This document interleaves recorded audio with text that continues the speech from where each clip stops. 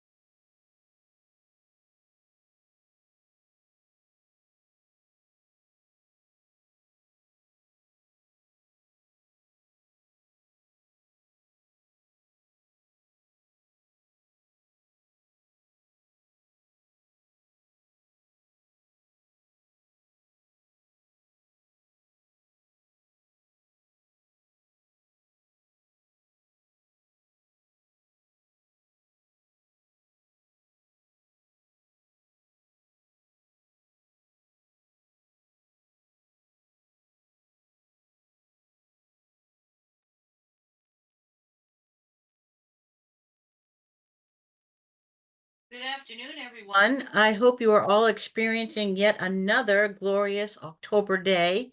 Boy, we've had a nice streak of weather, haven't we?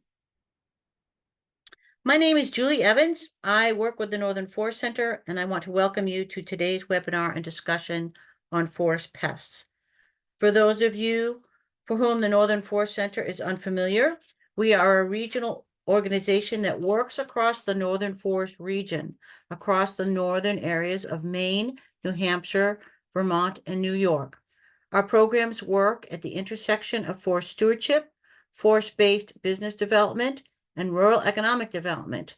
We aim to create and support thriving rural communities in the context of a healthy, resilient forest landscape. This webinar is part of our Building the New Forest Future series, designed to amplify stories, practices, and lessons from community development, sustainable tourism, and forest economy in the Northern Forest region.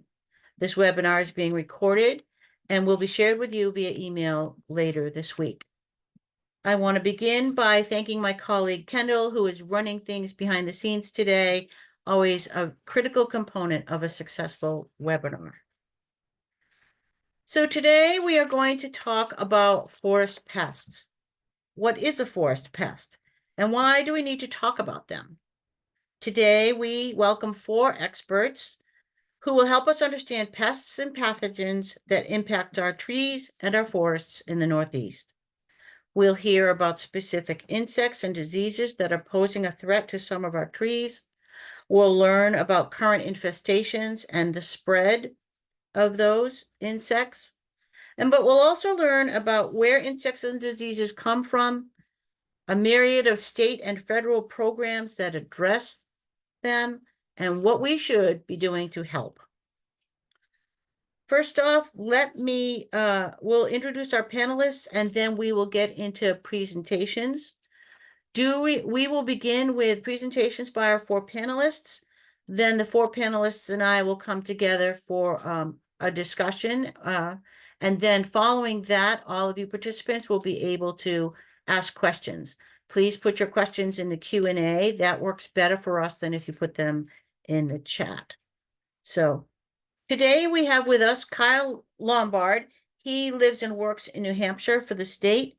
Kyle Lombard is a forest entomologist with the New Hampshire Division of Forests and Lands. He's the administrator of the Forest Health Bureau. Kyle is a graduate of the Thompson School of Applied Science in 1987 and the UNH Forestry Program in 1990. He has 31 years of experience working on a wide variety of forest health issues, including insect outbreaks, fungal pathogens, and weather events. Duties include field investigations, monitoring projects, control strategies, quarantines, outreach, pesticide applications, and grant writing. Kyle is immediate past chair of the Northeast Forest Pest Council and past education chair and recipient of the Forester of the Year Award with the Granite State chapter of the Society of American Foresters. Previous to working in forest health, Kyle was a licensed forester in New Hampshire, worked for the U.S. Forest Service, the Maine Bureau of Public Lands, International Paper, and David Noyes Forestry. Our second guest today is Allison Kanoti. Allison is Maine-based. She leads the Maine Forest Service's Forest Health and Monitoring Division. In addition to administration, her team consists of a forest pathologist in Augusta, forest entomologists stationed in Augusta and Old Town, and field technicians throughout the state. The division is responsible for statewide monitoring of forest conditions and providing education and technical support to mitigate damage to Maine's forests from insects, diseases, and other stressors to promote healthy forests. Allison received a BS in forest biology from the University of Vermont and an MS in forestry from the University of Maine, and has been with the Forest Service now for more than 20 years. Our third guest today is Michael Bohne. He works for the U.S. Forest Service out of the Durham, New Hampshire office. He's a supervisory entomologist with the USDA Forest Service Forest Health Program. He has a background in bark and wood boring beetles and general forest insect surveys, focusing on Asian longhorned beetle. Mike has served as the Forest Health Group leader for the Durham Field Office since 2008, supervising a group of scientists, professional foresters, and technicians focused on forest insects, diseases, and invasive plants on federal, tribal, state, and privately owned lands in New York and New England. He holds a Bachelor of Science in Forest Biology, a Master of Science in Entomology and Chemical Ecology from the State University of New York College of Environmental Science and Forestry. And lastly, our fourth guest today is Kathryn Aroian. She's based in Massachusetts, but covers the New Hampshire and Vermont geography. Kathryn left the private tree care industry in 2009 to join USDA's Asian longhorned beetle eradication program in her hometown of Worcester, Mass. In 2023, Kathryn became the state plant health director for Vermont and New Hampshire. She is also active on an incident management team where she has been called on in various capacities to assist with federal responses to spotted lanternfly, European cherry fruit fly, Ralstonia, and box tree moth.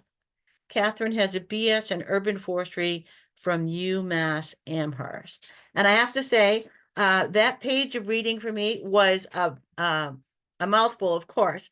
But for all of you, I bet you heard a lot of new terms. And so today we're going to hear from each of these. And by the end of the webinar, you will be well versed in forest pests and pathogens. So thanks for your patience as I read their experience. So I'm really looking forward to the discussion today. And Kyle, would you please begin with your presentation? Thank you.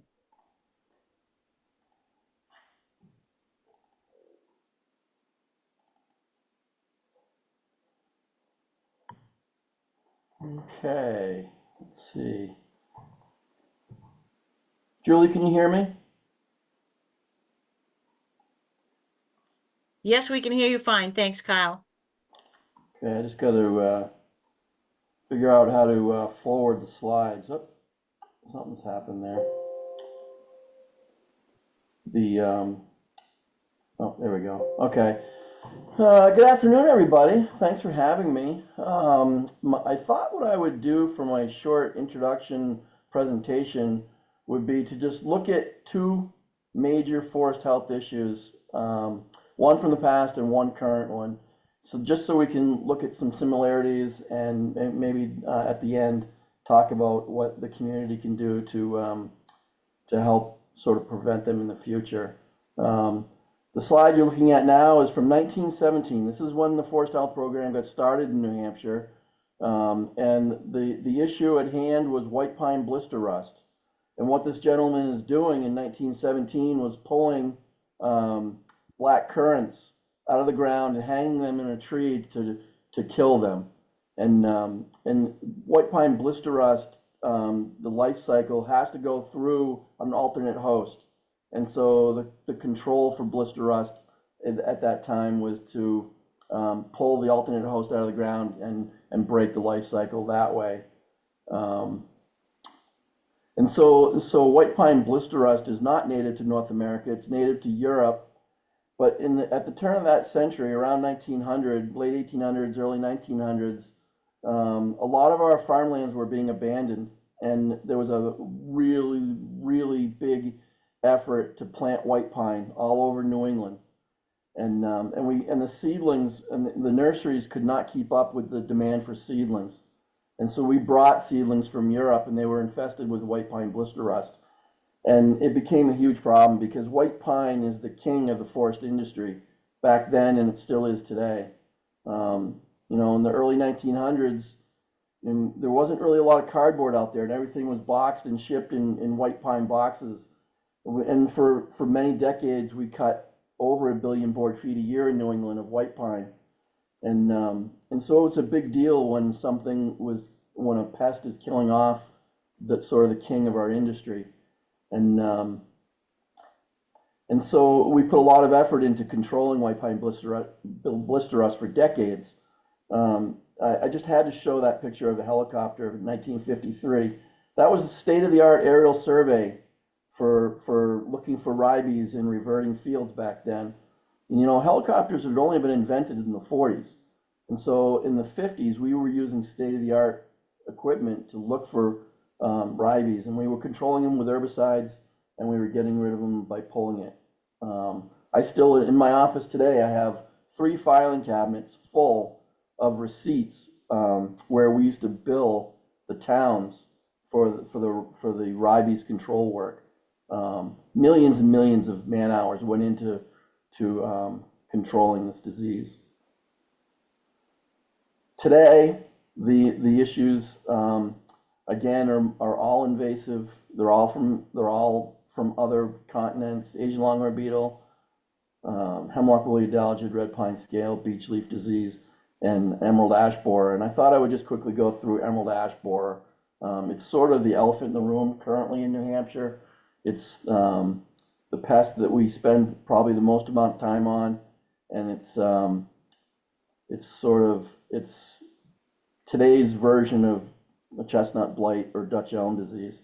The larvae on the left that you're seeing does all the damage. It feeds in the phloem, and the adult, and you can see why they call it emerald ash borer. Those are the adults.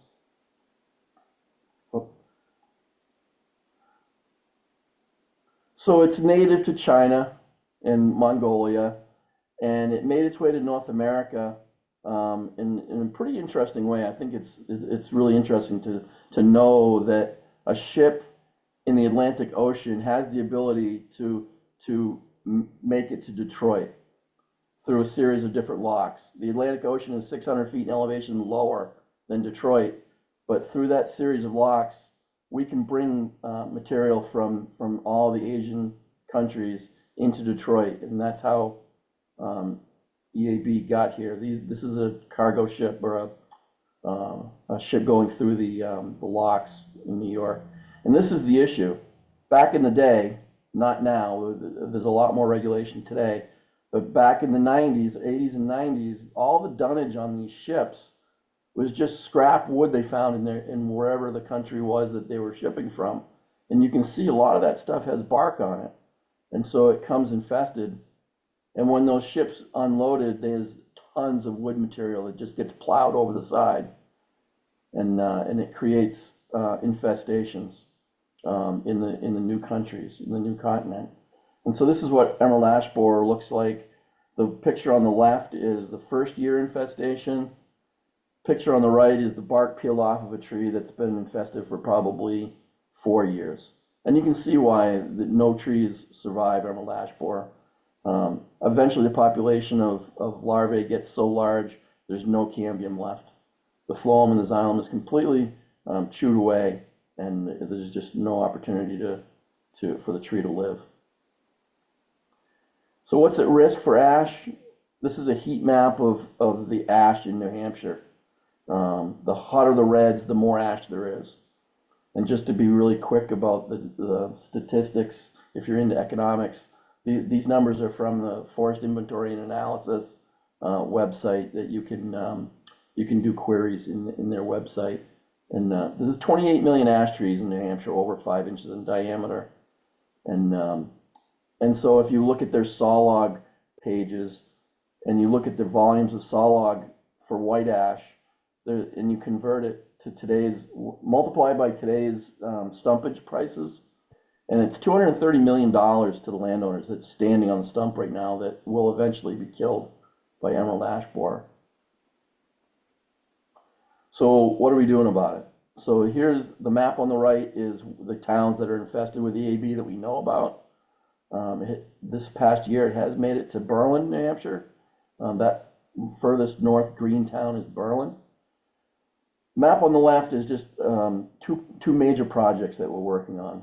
The teal circles are areas that we're treating to keep the stands alive for future generations, future science, biocontrol releases possibly.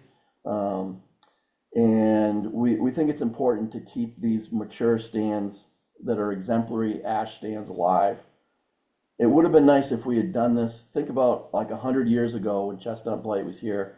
If we could have kept 100 stands of chestnut alive, what we could be doing with those stands today.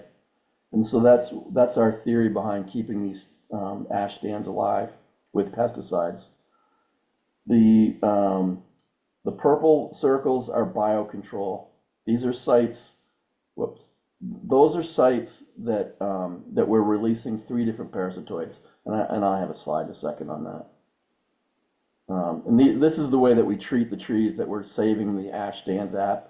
They're injected. The pesticide that we have to use is injected. So you see it's a compressed air driven injection system. So you can see we're injecting into the base of an ash tree. And that's what it looks like once it's injected. There's plastic ports that go in the tree, and those little plastic ports are what you put the needle in. Inject 5 milliliters of or 4 milliliters of emamectin benzoate. Pull the needle out, and the valve holds the pesticide behind the valve. That plastic stays in the tree. And so this tree is now protected for at least the next 3 years.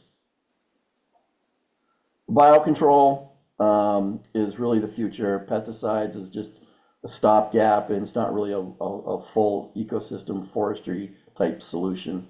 We think this suite of biocontrol is really the future of sort of naturalizing EAB in New Hampshire. We've been releasing all 3 of these for quite a while now. Tetrastigus we've released probably for the last 10 years, Oobius for the last 6 or 7 years, and the Spathius in the last couple of years. And so, and that's working great. We easily find these things 5 or 6 miles from release sites. So in the next 20 or 30 years, we have real hope for the future of really young ash in New Hampshire. Today's young ash stand should have some protection in the future. Last slide, it's always worth ending on this, nhbugs.org. This is the website. It's a really interesting website in that it's funded by APHIS, it's managed by the UNH Cooperative Extension, and the content is from my shop and a few other places. And so all forest health related things in New Hampshire, if you have questions about, go to NHBugs. But that top green button in the center, if you wanted to send us something for us to ID it, click on that and download a picture of something that you're curious about, or you don't know what it is, or you think we should know about something. Send us a picture, and we respond pretty quickly. Usually within a couple of days, we can tell you what it is that you sent us a picture of. And that's it for me for opening presentation. Thank you, Kyle. Great introduction, letting us know a little bit about what's happening in New Hampshire. Appreciate that. And so next we'll hear from Allison. So Allison, if you could come on and teach us about what you're seeing in Maine these days and the work that you're doing there.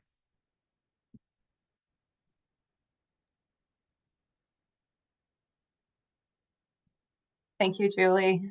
So I took a slightly different approach to the assignment than Kyle. I'm going to start out, just give a brief overview of what we do as a division within the Maine Forest Service. I have about 24 employees. About half of them work on the annualized forest inventory for the U.S. Forest Service, and the remainder are assigned to our insect and disease unit. And so what that unit does is they conduct a statewide forest health monitoring network through surveys, monitoring, and really importantly for this audience, engaging the public. We provide technical advice and assistance to help to mitigate damage to forests. We also do some forest pest control that tends to be focused on containment measures when pests come into an area, and also biological control. And then we administer state and federal quarantines, and sometimes actually still find time for applied research on forest health management. And we don't do it alone. We do this with a whole bunch of cooperators with funding from both state and federal resources.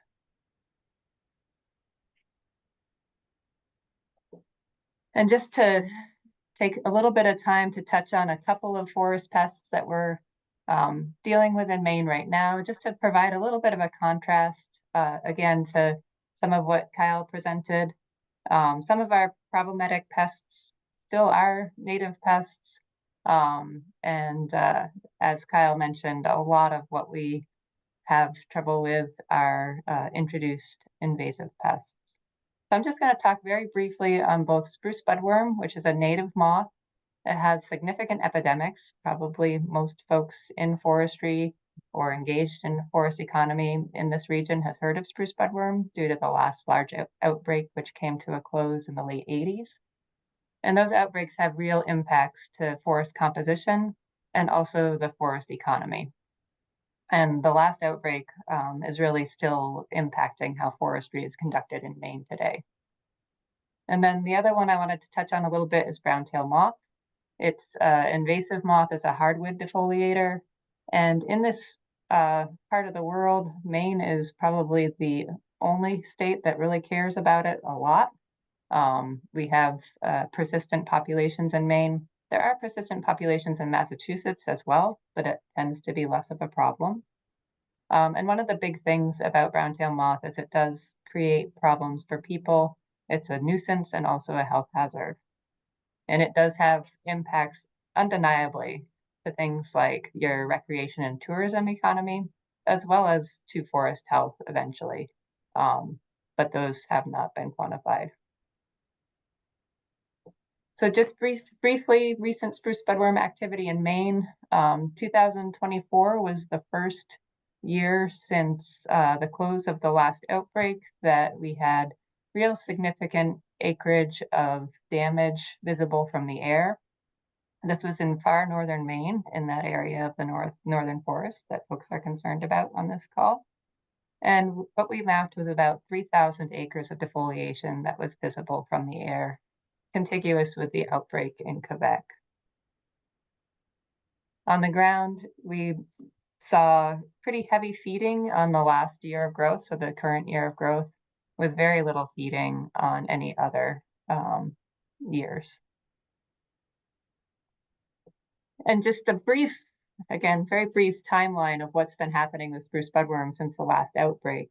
The Maine Forest Service and partners have been doing population monitoring since the close of the last outbreak. So first it was just the Maine Forest Service running light traps, and then we had pheromone traps became available, and we have cooperators that have been working with us on those pheromone trap networks since the early 90s, and those included J.D. Irving, as well as the Penobscot Indian Nation and the U.S. Forest Service.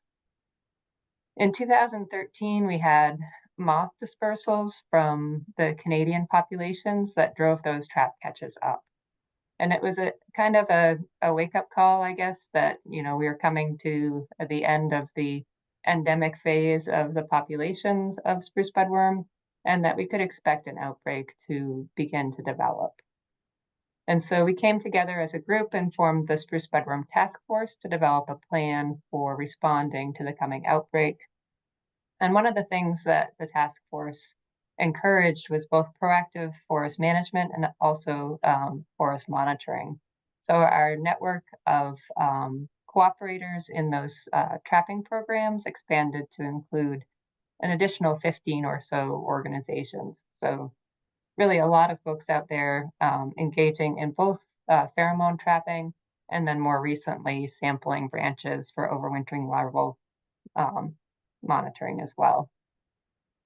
So another sort of blip on the timeline in 2020, when the rest of the world, including Maine, was dealing with the COVID epidemic, we were also having our first observations of larger larvae of spruce budworm in Maine. So those really hadn't been seen by people since the early 90s, when the populations really collapsed. Certainly their natural enemies, things like birds and spiders and wasps, were finding spruce budworm and feeding on them in their larger, later instar stages, but people were not encountering them in the woods. Then in 2021, we had our first instance where we could actually pick up damage from the air, but that was very light damage. The trees were still pretty much green all year long in that case. Last year, we had some hot spots pick up activity adjacent to the Quebec activity, and those hot spots were identified from the perspective of the overwintering larval surveys. So there were more than 7 larvae per branch. And I don't really have time to go into it, but that's the threshold for an early intervention strategy for managing spruce budworm. And then, as I mentioned, this year we had 3,000 acres of defoliation mapped in aerial survey. So what's going to come next? Well, that's kind of a big question. We do have continued higher population monitoring. We're continuing to engage in mitigation. And when I say we, it's Maine Forest Service does not own land. We provide advice and technical assistance. So landowners really are continuing to engage in mitigation. And there are a number of approaches that are on the landscape, both in Maine, but also regionally. And so they include things like forest management to reduce favored forest type. Really, some landowners have been employing this since the collapse of the last outbreak. Others really got on board in 2014 when we had the discussions with the Spruce Budworm Task Force. In Quebec, there's a foliage protection approach to managing spruce budworm, and that's to keep trees alive in commercial forest stands using insecticides to treat building populations. And then in Atlantic Canada and in parts of Maine as well, there's an early intervention approach where insecticides are applied as the populations are building towards outbreak to keep the outbreak at bay. And then finally, as in almost any situation, there's also a hands-off approach where folks just kind of let nature take its course. And again, recognizing this is a native insect. And then there's that question, is this the last generation of loggers, landowners, and foresters and communities that are going to have to respond to a budworm outbreak in Maine? We do know that climate impacts budworm survival. And one of the life stages of spruce budworm that is particularly vulnerable to changes in the climate is the overwintering life stage. So that is a second instar larva. So they hatch from the egg. They spin a place to overwinter, a hibernaculum, and they molt into a second instar, and they stay there without feeding. And so they have very limited reserves at that point. And so when it's warmer in the late summer, early fall, and winter, then they're using those reserves at a much faster rate. And so they have poorer survival over winter.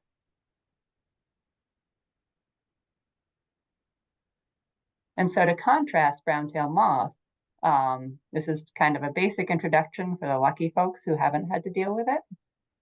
This is another insect that overwinters as a caterpillar. So right now in Maine, parts of Massachusetts, maybe still parts of New Hampshire, the tiny brown-tailed moth caterpillars are still feeding on the green foliage of the hardwood hosts.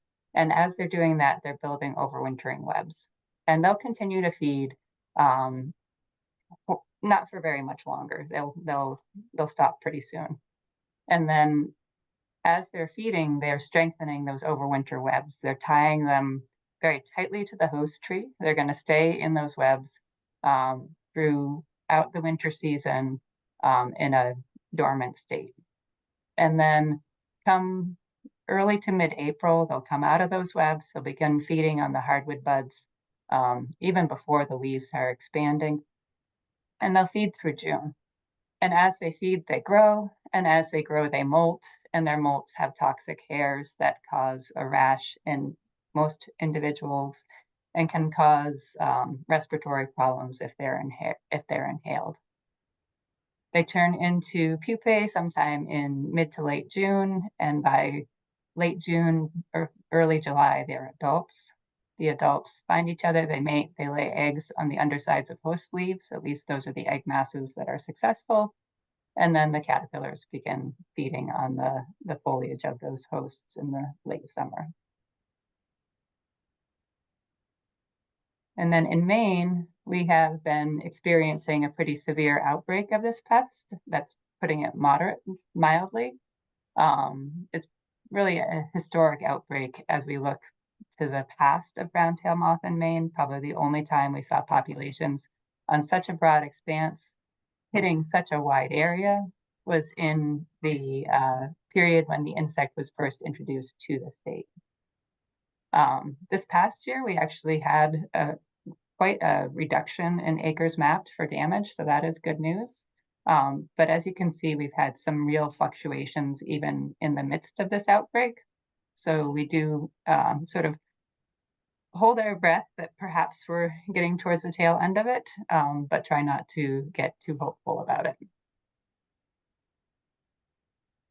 And one of the things that we have reason to believe is driving this outbreak could be the late summer temperatures warming. And so Eleanor Groden is a retired entomology professor from the University of Maine, and she did quite a bit of work on brown-tailed moth in the last years of her career there. And one of the things that she did was she analyzed temperature and moisture data along with the trends in population growth of brown-tailed moth. And one of the takeaways that she had was that the warmer late summer temperatures seem to promote more rapid development of the caterpillars, and so more robust caterpillars go into that overwintering. So they have more resources to pull on to survive that winter and come out healthy in the spring. And so what that results in is that we have quality of life impacted over a broader footprint, as well as more tree and forest damage from this pest. So I just wanted to contrast those two pests, one native and one invasive, and the impacts of what we're seeing for our changing climate on their populations. And then finally, just end with a slide of, what can we do? And it's something that we can come back and talk about a little bit more. But one of the things that is a takeaway for me on these two pests is that we do need to continue to research these problems, because some of the past findings that we have regarding these pests and other pests and pathogens from, the early days of forest health research may not actually apply in our current environment. And we have examples of that from all different kinds of organisms, from our bark beetles to these moths to pathogens. And then another takeaway is that if we can both take and support mitigation actions, whether they're cultural actions like planting different species or encouraging different species to grow, silvicultural, mechanical, pesticide, and biological control. And there are roles for all sorts of people in supporting those actions. To be informed members of the community, I think, is important. We have newsletters. New Hampshire Cooperative Extension has newsletters. Most of the places where you live, you'll find that there's ways to engage and learn more about forest health. And then once you know more, to share your knowledge, I think, is really important. That peer-to-peer networking is really important. And then obviously just being on the lookout, as Kyle had mentioned, both casually, but also in official capacity. So, report to folks like your state and federal agencies if you see something that is of concern. And then finally, I think Kyle's opening slides about trade and where these things come from, just keeping it local, whether it's firewood, soil, any number of things, trying to keep what you are moving and buying as local as possible is really helpful for promoting future forest health.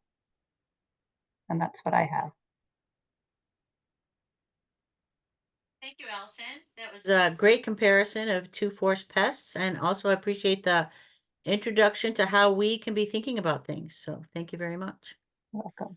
Next, we're going to hear from Michael Bohne, and he's going to give us a bit of a different perspective, the federal perspective, and the kinds of programs that give assistance on forest health issues. So take it away, Michael, and thank you.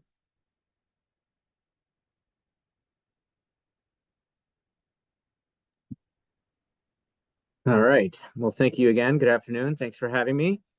So yeah, I'm gonna as previously stated, I'm gonna give a little bit of a different perspective coming from the USDA Forest Service. And I'm gonna back it up a little bit. I always like to start with what the U.S. Forest Service is authorized to do by Congress. And so, if you're interested in our program, you can always refer back to the principal laws related to that. We are authorized to do with 7 different items. I won't ask anyone to read that. But basically, to sum it up, we're authorized to do survey and monitoring, prevention, suppression, and eradication, provide technical information and advice, conduct applied research and methods development, and then come up with forest health, silviculture, or management techniques. So these 5 items in the East, anyway, tend to focus on invasive species. Out West, it's more density related, but and then these items are authorized to do both on cooperative and federal programs. So Allison and Kyle gave a good example of what the cooperative program looks like on the state side, but there's also a federal component which we do on national forest land and other fed and tribal lands. The Forest Service Forest Health Group program has about 190 forest entomologists, pathologists, and foresters throughout the country in 9 different regions. So we serve New York and New England, based out of Durham, New Hampshire. And then there are 2 sister field offices that serve the rest of the Northeast out of Morgantown, West Virginia, and St. Paul, Minnesota. And I wanted to share, even though we don't know what our budget's going to be for next year, I wanted to give an example of what a budget might look like. So this is a recent example from a couple of years ago of what the national budget is for forest health work on both cooperative and federal lands. So this is the Forest Service budget. It works out to be roughly about $109 million for forest health issues. On the federal side, that's about $48 million. It does not include our salary and expenses. And then the other half goes to our state cooperators. So $32 million to support state programs, $8.4 million for the core. And then most of those funds go to actual treatments on the ground for forest pests. And like I said, in the Northeast, with the exception of a couple examples in Maine that Allison mentioned, most of those go to invasive species. And then a small amount of money goes to special projects, and I'll get into that a little bit more.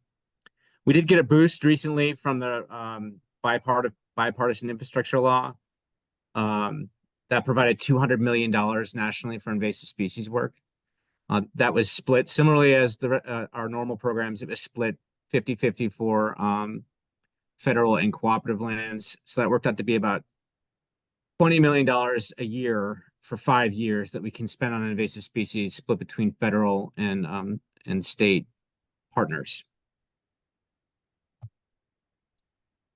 This is a figure that a lot of us in forest pests management are very familiar with. It's very simple. It basically says the earlier you catch an invasive species, the easier it is to manage.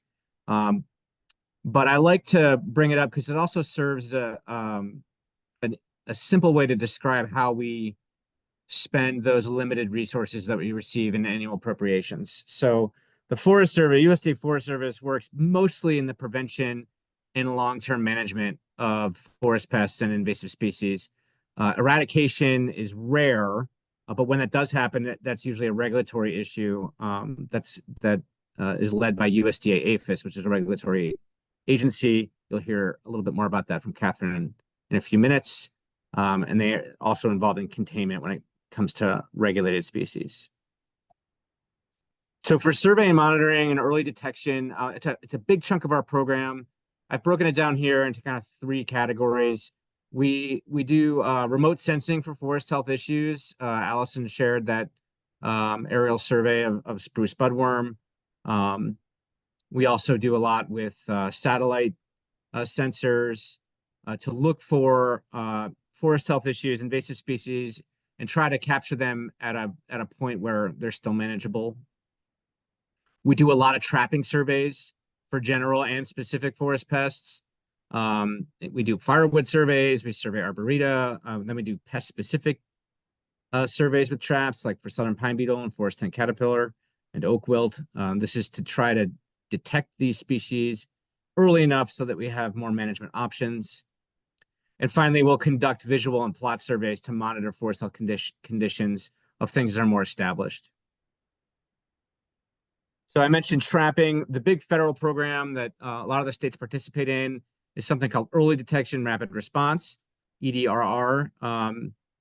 Each year we select a handful of states nationally to trap for potential invasive species, and then we rotate every year to a different state to try to capture as much of the US as we can. Since this program was initiated, over 850,000 species, or 850,000 individuals of bark beetles were collected, over half of which were non-native to the US. However, 90% of them were pretty common and not considered pests. That being said, we did find 3 species new to North America. Some of them have potential to be a pest. So this is just an example of some of the work that we do to try to detect these invasive species before they become a problem. Recently, we've been focusing on monitoring forests in urban areas, kind of like a canary in a coal mine. So a lot of this is being done in urban arboreta.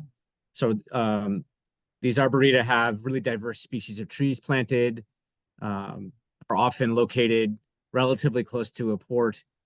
So giving it that area a high chance of attracting a species that may come off one of those boats that Kyle showed. Here's a good example. We have a monitoring site at Greenwood Cemetery in Brooklyn, New York. It's less than a kilometer from most of the major terminals in the port of New York and New Jersey. I think it's the 3rd most active port in the world. They also have 407 different species of trees planted. So it's a good opportunity for us to survey what might be in those trees coming from those ships. A good example of what that looks like. So we do trapping, but we also do rearing. So this is we asked the arborists on site to take the material that they prune and barrel it, and then we collect everything that comes out of those barrels and identify it. And we did find a new species, a non-native species that's new to science. We're still working on naming it. Just an example, a proof of concept that shows that this method of survey works. I also wanted to share, I know Allison shared an image from a aerial survey. This is an example of what we can do via satellite. We had a massive outbreak of spongy moth, which in 2016 and 2017 was still called gypsy moth. And we were able to map the severity of that outbreak using satellite data. An example of how we monitor invasive species in the Northeast. Kind of moving up the curve here, getting into long-term management, but of something that is still going through exponential growth and spread. Just a little bit different here. I want to chat a little bit about beech leaf disease. This is relatively new. It is a nematode. We just relatively recently learned from Japan that gets into the buds of beech and causes severe defoliation and mortality. We don't know a lot about this. So because of that, when you look at our annual expenditure or annual budget, most of the money going into beech leaf disease right now is to answer those really basic questions of what it is. It was detected, I can't see because my face is over the first year. It's like I want to say 2014, 2012. 2012. And it has expanded exponentially since first detected in the Cleveland area. This map is from 2023. We don't have the 2024 data in there yet, but there are a lot of new counties, which, as you can see in the figure in the lower left of the screen, the exponential spread of this nematode. Like I mentioned, because it's so new and because we don't know much about it, most of our resources right now are going towards answering some of those basic questions. So this is assessing the impacts of the disease on forest structure, assessing, potential for mortality of beach across the region, impacts on carbon storage, trying to figure out the vectors, although I would say, we're still trying to figure that out, but it does seem there's so many nematodes in the ecosystem that it seems to be spread kind of naturally via wind. Looking at the origin of the nematode in Japan, seeing how the Japanese beach are responding to it, and then installing a regional network of long-term monitoring for beach leaf disease, as well as beach bark disease and other mortality-causing agents of beach, working with our state partners. Here's an example of what that looks like. So we provide funding and technical assistance to install these plots across the range of beach. Here you can see the beach basal area gets darker with the darker shade of green, and where we've installed beach leaf disease monitoring plots with our state partners. So I say we, but it's a combination of both the Forest Service and Kyle and Allison's shops across the region. And then our lead out of the Durham field office on this is Cameron McIntyre. That's him standing next to the beach on the left. Both these images are from Japan. He just got back earlier last week with Bob Mora from the University or from Connecticut Agricultural Experiment Station, and another pathologist from Morgantown field office, Danielle Martin. They're out there trying to answer some of those basic questions. They were able to locate beach leaf disease in Japan, which is good. And we are now kind of assessing all of those questions that you have when you have a new invasive species, looking for answers. One of those things Allison mentions, what can you do? We are still very interested in where this is. So there's a huge public outreach program related to finding beach leaf disease. It's one of those things that every time we get a report, it's kind of sad because it's so much further along than we'd like it to be, but keep your eye out for it. So that's beach leaf disease. That's something new. And I wanted to contrast that with an invasive species that we've been working on for 75 plus years now, and kind of where we are with management of that species. And that's hemlock woolly adelgid. I know a lot of you are familiar with that. It's a sucking insect, sedentary sucking insect that can kill eastern hemlock and Carolina hemlock. Very important invasive species impacting a tree that has a very important ecological function. Just to show where that is right now, hemlock woolly adelgid continues to march northward from its original introduction point of Richmond, Virginia in the 1950s. On the right is where you see the density of hemlock in the east. So it's something that we are very concerned about and have a pretty mature program to manage, and that's the hemlock woolly adelgid initiative. And so this is an example of what 75 plus years of work on an invasive species can do. We have 4 or 5 different biocontrol agents that can be released. There's a robust breeding program to help identify and propagate potential resistant hemlocks and get them out into the landscape. There's well-defined insecticidal treatment schedules using 2 very effective insecticides that can protect a tree for 7 to 10 years with one treatment. And then kind of a robust silviculture program and schedule, or what can I think of it? A silvicultural treatment that can help keep hemlock healthy even though they're infested. I mentioned HWA biocontrol. It's something that a lot of the funds that we get from Congress go to support. There are 5 species now currently being released, and HWA has a kind of a complicated life cycle, but we really are trying to install a biocontrol program that hits the adelgid at different points in its life cycle. So right now there's a huge focus on getting silverflies out, which can help the beetles keep the population low. So that's a well-developed program that all of our state partners are involved in. And there's releases of these biocontrol agents every year. One of our most successful beetles up where we live is Leucobius nigrinus. We are starting to see really high populations of this, which allows for recollection and distribution or collection and redistribution of this beetle. So I know a lot of our state partners are active on this, and we are going down to areas where they have a high population of the beetle, collecting and then coming back up and re-releasing. So it's been a success story, and hopeful that we're heading towards a place where biocontrol can keep hemlock woolly adelgid at bay. Just an example of that massive effort. This is just Laricobius nigrinus, but each of the biocontrol agents have a similar map. This is areas where we've released and recovered release in blue and recovery in orange. Just a major effort that I wanted to give a nod out to our state partners on. So that's what I have, and I'll kick it over to Kathryn. Thanks, Michael. Really appreciate knowing what the Forest Service is doing in this regard. And yes, let's go to Kathryn and hear more about another USDA program.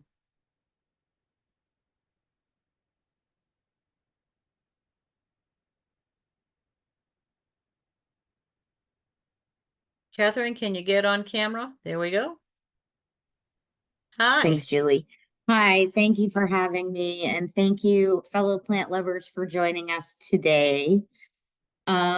So my goal today is to share the role of my agency in protecting our forests and agriculture, and to demystify some of the acronyms that we use, as well as discussing some preventative measures.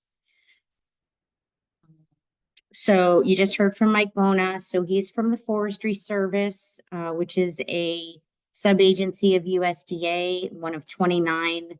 My agency, Animal and Plant Health Inspection Service, is one of those sub-agencies.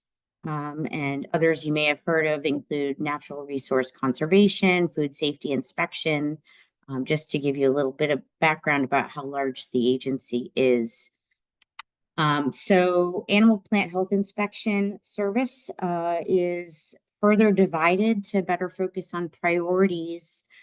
So Plant Protection and Quarantine is the regulatory agency of APHIS, and that is where my position of State Plant Health Director resides. So our mission is focused against the entry, establishment, and spread of economically and environmentally impactful pests. And to achieve this, PPQ's annual budget is roughly $720 million. About 30% of that budget is provided to our state agencies and cooperators to help us accomplish our mission. Much of this is happening through cooperative agreements, through the Plant Protection Act 7721, sometimes called PPA 7721, or formerly the Farm Bill. So PPQ's priorities: when plant pests capable of harming our nation's forests or damaging U.S. crops or disrupting trade become established in the U.S., we work to control and, when possible, eliminate them from our country. So PPQ is the National Plant Protection Organization in the U.S., and that means we're responsible for U.S. import regulations and export certifications for plants and plant products, and other items that could introduce or spread plants. When preventative efforts are not effective and there's a pest introduction, we may conduct domestic programs to prevent further spread. A couple of them listed on this slide that you might be familiar with are all active programs within the United States. So returning us to the idea of prevention, I just wanted to give you guys a little bit of a quick peek of some of the efforts that go on outside of our borders. So key to prevention is risk analysis. This work can occur overseas, where we have designated scientists figuring out which pests could harm our United States agriculture. So how these plants might get here, what we need to do to keep them out of the United States. We use this information to perform pre-clearance inspections and to ensure producers and foreign plant protection organizations meet requirements to export their commodities to the United States. This can also include inspection or certification of offshore vessels, It also includes treating or clearing overseas machinery or military equipment or even household goods before they re-enter the United States. We also regulate garbage at ports of entry to ensure inbound flights are incinerating food waste. In this slide, this is spongy moth on a cargo ship. So at the border, this is sort of our last chance to intercept. So just wanted to give you a quick introduction to permitting. So plant products, soils, organisms, and handicrafts that reach our border every day need to be inspected. We issue import permits detailing requirements and conditions for entry. For example, our office would be contacted if a local university wanted to import live organisms for research. In Vermont and New Hampshire, we currently have 12 different facilities with containment permits for such research. Each has routine visits and SOPs for decontamination and disposition of regulated material. Most propagative plants, be they plant cuttings or seeds or anything live, they get moved forward to one of our 16 national plant inspection stations when they arrive at the port of entry. If a pest is found, we may oversee recommended treatment or even refuse entry. And then this brings us to the scope of what happens regionally at the local level, including what you've heard from our other panel members. So PPQ staff are located, plant protection quarantine staff located in every state, also in Puerto Rico, the U.S. Virgin Islands, Guam. Locally, I have 4 direct reports supporting PPQ's mission in New Hampshire and Vermont.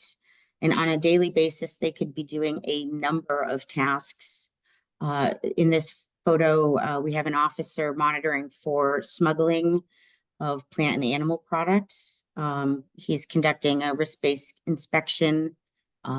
He's also tasked with enforcing CITES, the Convention of International Trade in Endangered Species. Export in New Hampshire, Vermont, we're facilitating trade. It's a huge aspect of our work. We work with state partners to inspect and certify plants and plant products being shipped to market overseas. I looked up some numbers, and since January this year, New Hampshire and Vermont staff have issued 981 export permits, most of which were for exporting forest products like logs and lumber. We also conduct pest surveys, and those could include anything from early detection trapping for wood-boring beetles to ground survey for Asian longhorn beetle. Not every introduced pest is a priority. APHIS has listed 59 pests and diseases based on our years of experience in science that warrant efforts of prevention, mitigation, response, or recovery. The presence or absence of a pest or disease on this list does not preclude APHIS from taking appropriate action to help protect plants. I did bring up, not sure if I can, well, this is a live link, but maybe I'll go back to it. But there are 59 species or genera listed there. But just if it isn't on the list, we still look at any introduced pests to make sure that if needed, we will respond appropriately. Spotted lanternfly is one of those pests that wasn't on the list. We didn't anticipate it. So just because it's not on the radar doesn't mean we won't take a position. And lastly, takeaways. I think each of us did mention this, but one of the most important things you can do is stay informed, focus on prevention. Allison mentioned buying local firewood, don't move soil, and report what you find. Take photos. We have a lot of different resources, New Hampshire bugs, Vermont invasives, every state has their own, but report what you find so that we can take it seriously, look into it, and get back to you. I think that's all I have. Thank you, Julie. Excellent. Thank you, Kathryn. I appreciate that. Now, if we could have the whole panel, Kathryn, you can stop sharing your screen. Everybody come out on your camera and we will have a discussion. And we are a little bit behind schedule of what we anticipated. Thank you for very rich presentations. I did not want to interrupt any of you because it was all great information. So don't be surprised if I switch around what I thought we were going to talk about. So first of all, I sort of want to talk about the sort of broad definitions, if you will. So we talked about pests. There was some talk of pathogens. There was some talk about invasives. But there's also this conversation about in our conversations about forest health, are we always just talking about the problem ones, the ones that are problems for the humans, as in attacking tree species that we're used to? So can we sort of talk about what those differentiations are? Like when we have probably some naturally occurring pests that aren't killing our trees. Are the ones that are the biggest problems always coming from somewhere else? And that sort of level of mortality. Does anyone want to sort of tackle that sort of multitude of definitions for our lay audience? And I hope I was clear, somewhat clear in the question. I think I understand your question. I mean, it's complicated, but you know, every tree in New England is defoliated every year by a whole suite of native insects and diseases. And all of those native insects and diseases have their whole suite of biocontrols that sort of keep them in check. And so it's only these rare occasions when insects or diseases come from a long ways away and they don't travel with their predators and parasitoids and stuff that keep them from being huge problems in their native ranges, that they become problems here, if that's what you're asking. So Yes. most of the time, you know, things are they just stay in balance. It's these few rare things that just get way out of balance that we end up having to spend a lot of resources on. Great, thank you, Kyle. Anybody else want to add to that? I will just provide another example that Maine is the only state that cares about, and that's winter moth. So winter moth is an invasive defoliator. It's a moth, and it does have a really effective biological control that you can be introduced in order to help mitigate populations. But that biocontrol isn't enough by itself. And so we spend a lot of time talking with folks about the importance of making sure that their landscapes are supportive of native biological controls and established biological controls, other insects, both, you know, those that are out and about where we see them and those down in the soil, small mammals and those sorts of things, so that when the biological control for winter moth gets established, it has help from this whole suite of other predators and parasitoids and that sort of thing. So that's one example of where we talk quite a bit about some of the beneficial insects in our forest health discussions. Great, thanks, Allison. And to take it a step further, I know we often talk about the most deadly, if you will. So we lost the chestnut, we lost the elm, we're in danger of losing the ash.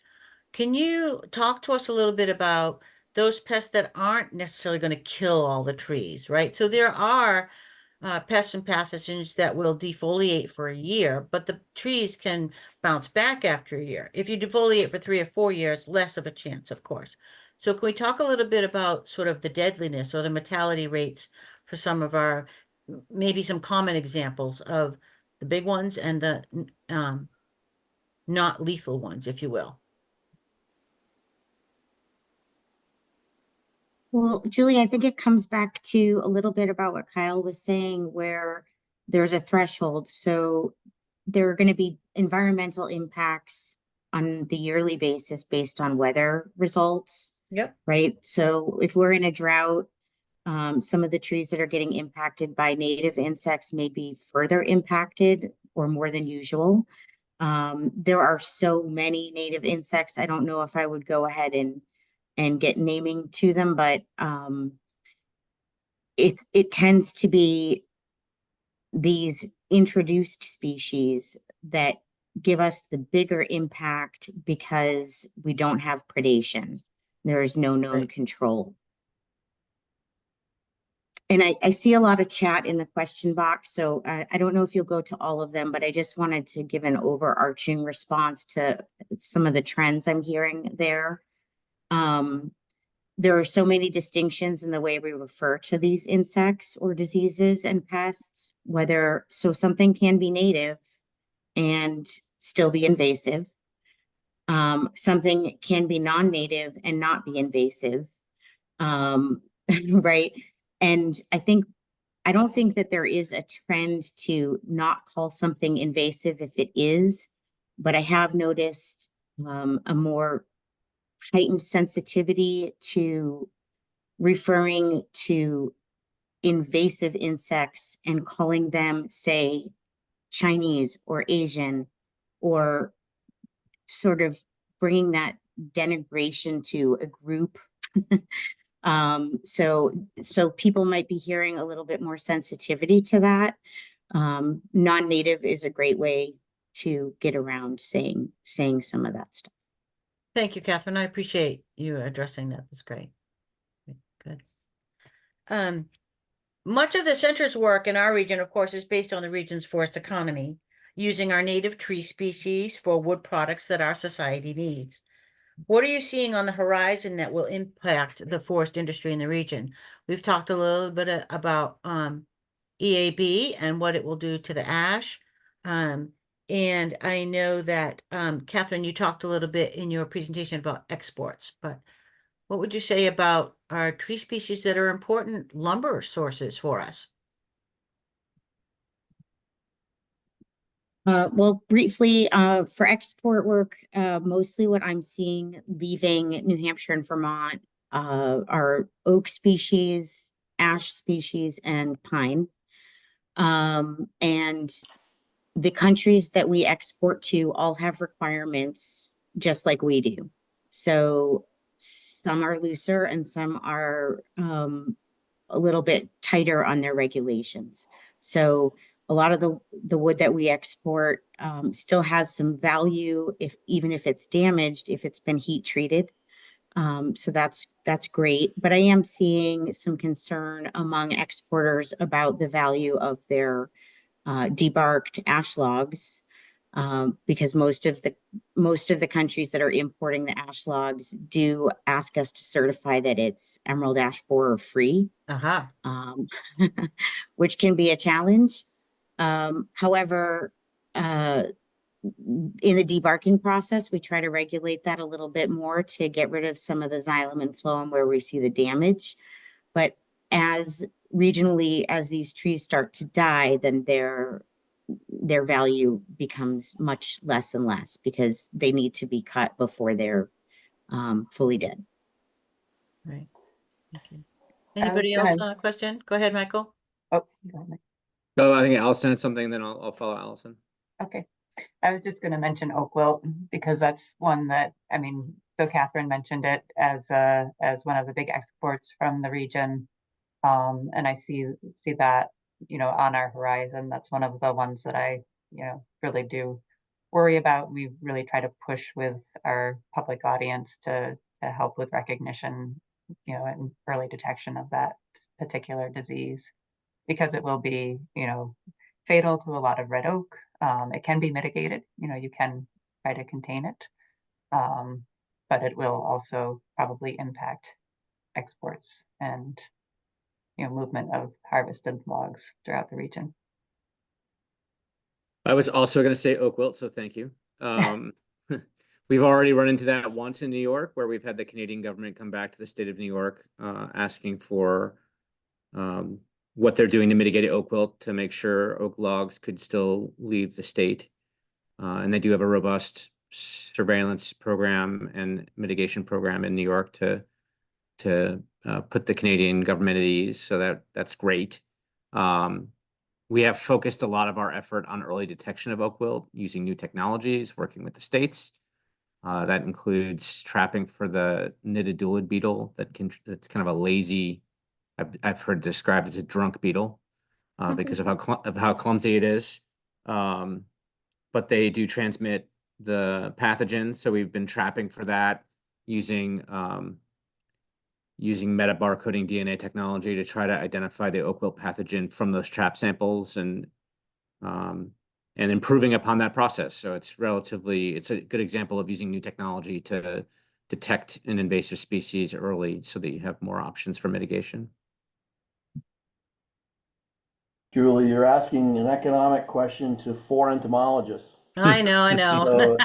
So, but you know that work is out there, and when you start digging into some of the economists' studies of emerald ash borer, it's pretty mind-boggling the billions of dollars that a pest like that, the damage it can cause.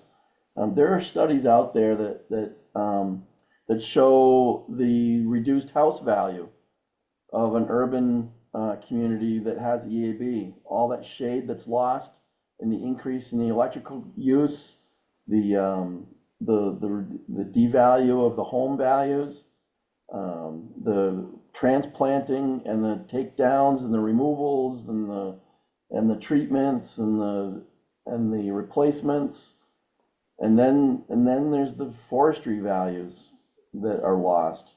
So it's a lot of money, and that's why we spend as much time and resources trying to solve the issue. Wish I had a I was better thinking answer about for that you. question earlier, Kyle, related to maple. You know, state and federal agencies have spent tens of millions of dollars eradicating Asian longhorn beetle. It's a successful program, but expensive. And someone recently asked me, you know, what's maple worth? And I'm like, well, you know, what? And I started thinking about it just like you're saying, you know, the shade value, timber species, sugar, you know, maple syrup, tourism. Like you know, the answer is kind of priceless. Like I want to throw it back to people like, well, what's it worth to you? What's maple worth to you? And it's a very difficult that people want a number, and it's really hard to put a number on these species because of how how people see value in it and why they're seeing value in it. Yeah. I appreciate that, Michael. I can't imagine New England without maple, right? How could we? How could we?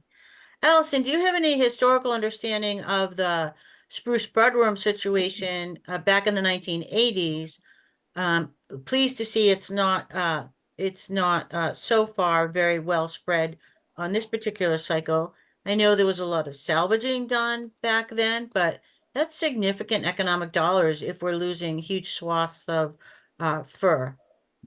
Yeah, it is significant, and I can't pull the numbers off the top of my head, but I would point people to sprucebudwormmaine.org, Okay. where that was covered really in detail in the response plan that was published in 2016.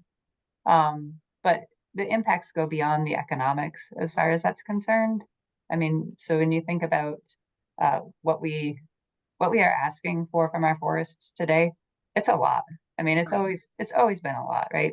We live in these forests, and they're important to our lives, whether we realize it or not, really. And so when you do have these large swaths of trees that are, you know, dead, then that detracts from a lot of what we expect from our forests as far as clean water and you know, maintaining soil and wildlife habitat. Of course, there are some wildlife that benefit from those large swaths of dead forest as well. You know, there's trade-offs with anything like that. But yeah, as far as those numbers, they are right there in that report. Thank you very much. Yeah. And last question before we move to the Q&A that our participants have offered to us. I want to talk about all of you outlined a little bit about, you know, where these things are coming from, the efforts that we're using to find them early, eradicate them early, stop their spread, etc. I think much of the general public thinks that climate change is causing pest movement, etc. And I know some of you are very clear that yes, climate change is actually giving us a different context, different environments where certain pests will thrive better and differently. But really humans are probably causing much of these infestations, given our global trade, given policies on shipping or whatnot. So I'm giving any of you an opportunity to speak about that. Climate change versus humans and what we're doing and how that's all affecting our pests in northern New England. Well, certainly. Oh, go ahead. Sorry, Mike. All of you. Go ahead, Um, Allison, you first. One of the things that I think about with like spread of pests and climate change is that there are certainly some pests that we're worried about. For an example is hemlock woolly adelgid, where impacts to our winter conditions from climate change impact its ability to survive and cause damage in areas. And so in that regard, climate change, speeds up spread because it opens up more areas where it can actually survive and cause damage. So that is one way how it causes spread. But really, it's like that cartoon, I've met the enemy and he is us, or whatever the proper quote is. It's people spreading these things around. There's some natural spread. There certainly is natural spread of these organisms once they land on our shores, but people are abetting them in moving those longer distance faster.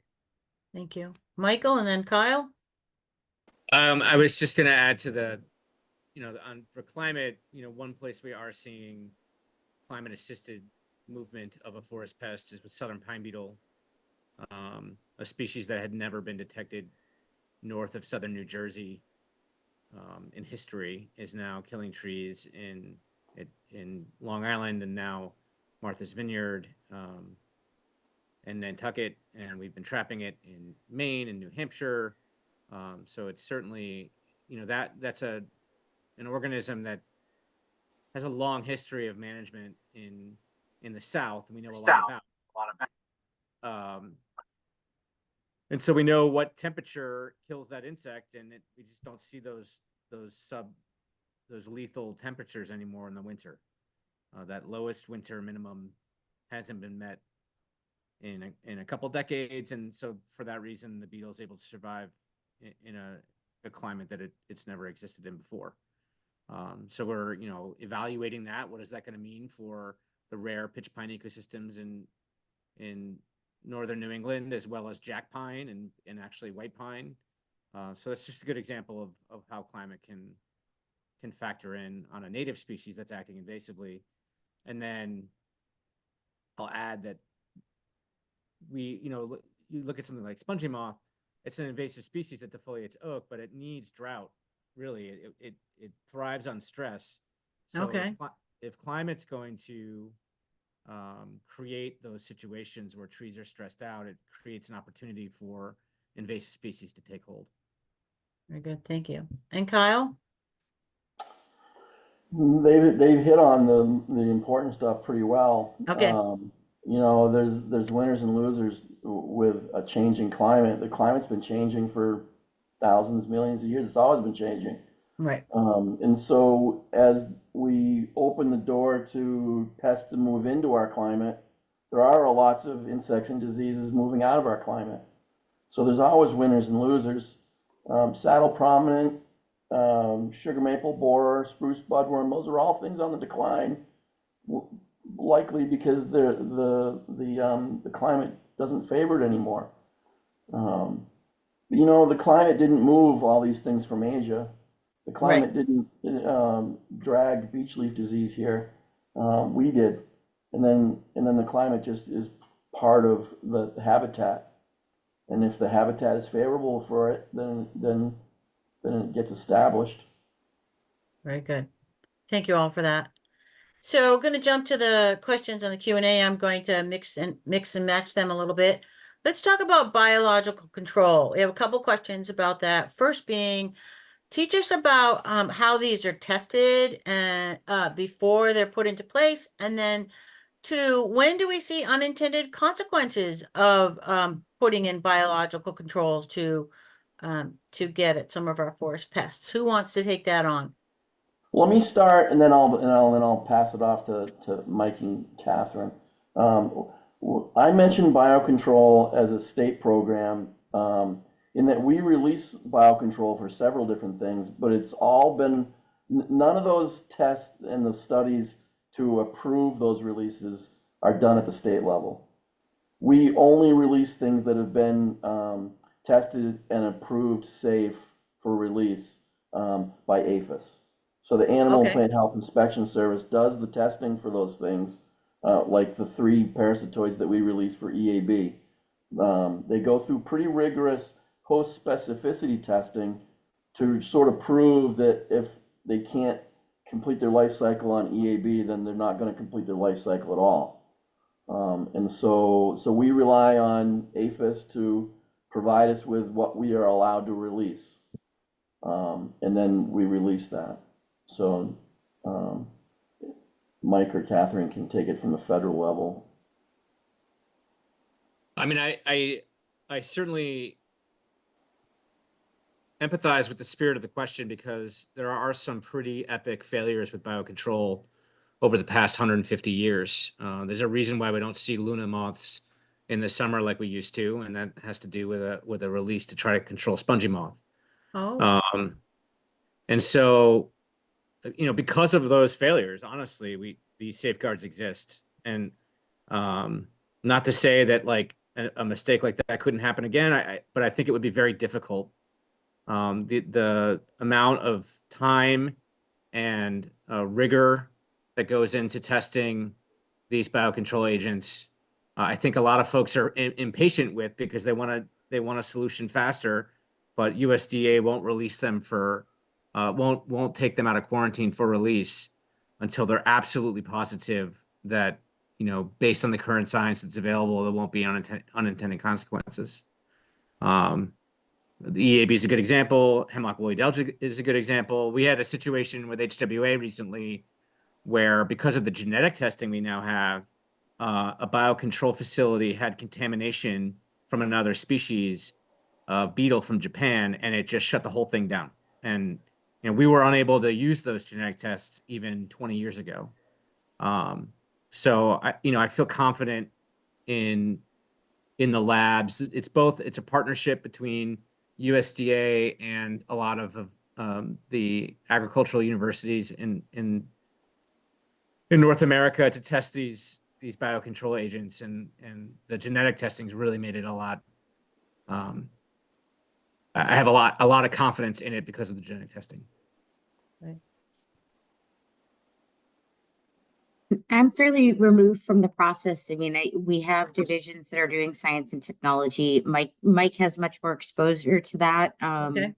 But even as much as collecting these bolts of, we saw a picture in his presentation where, we have rearing facilities, we have like the test taking a long time for these insects to develop and see what happens under different scenarios. Okay. I mean, Go ahead, Michael. One more point. I think that it was kind of a reckoning in the 80s with biocontrol programs that there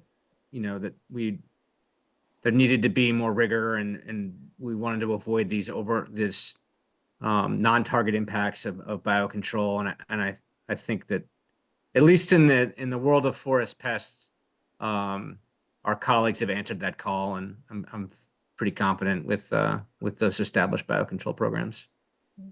And that also applies to the approved treatment methods, really, non-target consequences. Thank you. Michael spoke a little bit about the value of genetic testing these days. What other new technologies are coming up that will be helpful to us, either in identification or control of problem pests in our forest?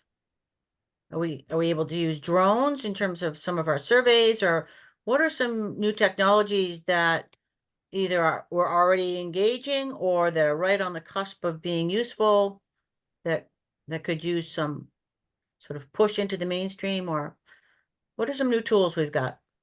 I mean, a lot of folks are using drones. There's some established drone programs in a lot of states. You know, some of that's still a little bit limited. But we've also been able to just recently purchase sensors that have been decommissioned from the US military. So these are really high-end cameras that we're able now to help augment aerial survey. So we've been doing a lot of that. Certainly, you mentioned the meta barcoding stuff is telling us more about what's in the environment than we've ever known before. So that's been helpful. I don't know, Kyle and Allison, what am I forgetting? I think you kind of hit it. You know, I think it's probably a little bit different from the state versus the federal perspective on some of these things. Like for me, getting into remote sensing is something that I see us doing more in the coming years. It's not something that we've really engaged in at the state level, and we're looking for support from our federal partners on that. And it's been identified as a real priority in our region. And then, yeah, as far as drones, we do rely pretty heavily on our Forest Protection Division for support with drones because they have many licensed pilots. And then we've been impacted by recent legislation or policy, I can't remember which, regarding which drones can be used. So that's put a little bit of a bubble in things, but there's always something. Great, thank you. Kyle, we have a specific New Hampshire question, which is back to the emerald ash borer and trying to protect certain stands of ash, either with pesticides, but also is there some gene work being done? Are we trying to create a resistant ash or protect something for future planting? Give us a little more detail on Yeah, the ash plan.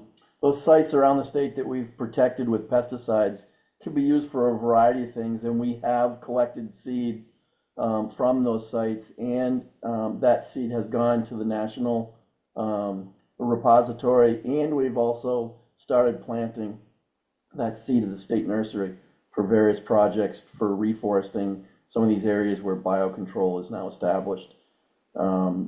As for resistance, I know the question was related to, are we going to try and use some of that, those sites for resistance testing? I don't think so. There are other people working on finding at least tolerant trees, and there are some out there. They're called lingering ash, and there are occasions when you come across a tree that seems to be living with EAB considerably longer than the trees around it. And so I think there's some work there that can be done, but it's not specific. It would be statistically an anomaly to find one of those resistant trees on our protected sites. We're really looking in the areas that we didn't protect any trees to find those resistant trees. And there are people out there working on it, but we're not doing that work. All right, thank you. Can I just jump off of that a little Please, bit?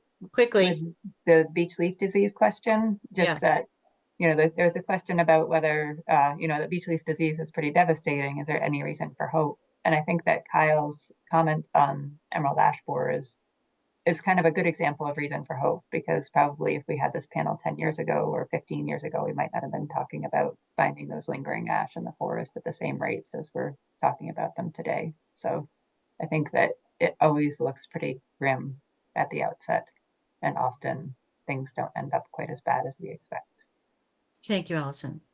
We are running out of time. Do any of you have one more sentence in terms of a closing remark you'd like to make? I appreciate the robust discussion we've had today. No? Well, I want to give you my sincere thank you to all of you. This was a great discussion. I learned a lot, and I know our audience learned a lot as well. So thank you for your time. Thank you to all of you who participated with us today. I want to thank the U.S. Forest Service for funding. Kendall will be sending you a follow-up email, which includes a recording of the webinar, some of the resources that were listed here today, and even registration for our next webinar. Stay tuned as that gets scheduled. The next webinar in our series is hosted by our outdoor recreation team, and it will be about outdoors for everyone. engaging more people in the outdoors. I think that will be in November. So stay tuned to our news digest and to our social media, and make sure you don't miss it. And we are hiring at the Northern Forest Center, so check out our website.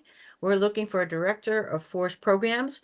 It's a great place to work. It's a great place to live, and we're always expanding our team. And so with that, I will thank you all again. Oh yes, Kendall, thank you. Excuse me, please sign up for our news digest. It's a great bi-weekly newsletter of stories from across the entire region. So again, thanks to our panelists. You were fabulous. I really learned so much. And thanks to our participants. And I wish you all a great day. Bye, everyone.